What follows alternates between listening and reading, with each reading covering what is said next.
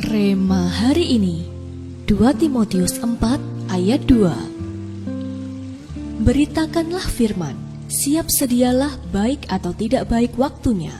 Nyatakanlah apa yang salah, tegurlah dan nasihatilah dengan segala kesabaran dan pengajaran.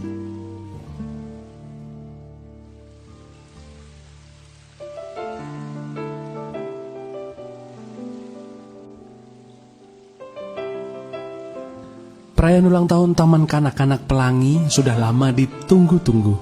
Rena kebagian tugas untuk membacakan narasi pembuka dalam drama di hari itu. Ia pun banyak berlatih di rumah. Namun, begitu ia berdiri di tengah panggung dan di hadapan banyak pasang mata, hatinya ciut seketika. Semua kalimat yang sudah dihafalnya berterbangan dari kepalanya. Saat air mata hampir menetes dari kedua matanya yang membulat, Rena mendengar suara ayahnya memanggil dari samping panggung.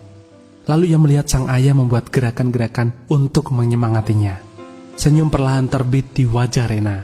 Kata-kata pun mulai kembali kepadanya.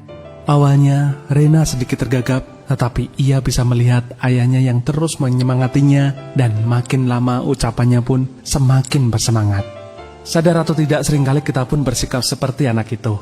Kita rindu untuk bisa menjadi saksi Kristus, namun saat kesempatan itu tiba, dorongan tersebut entah mengapa mengempis. Mungkin kita tidak berdiri di depan banyak orang dan hanya berhadapan dengan satu orang, tetapi keengganan menyapu hati kita. Terlebih lagi kalau orang tersebut memiliki posisi lebih tinggi atau kita mengenal mereka sebagai orang yang keras kepala. Akhirnya kita urung berbicara dan memilih untuk berdoa saja. Pernahkah kita berpikir bahwa mungkin saja kitalah kesempatan terakhir mereka untuk menerima kabar baik? Jika kita menunggu waktu yang tepat dan orang yang tepat untuk memberitakan Injil, hal itu tak akan pernah terjadi. Seperti yang disampaikan Paulus dalam suratnya kepada Timotius, bersiaplah dalam segala waktu untuk dipakai Tuhan sebagai alatnya untuk memberitakan Injil.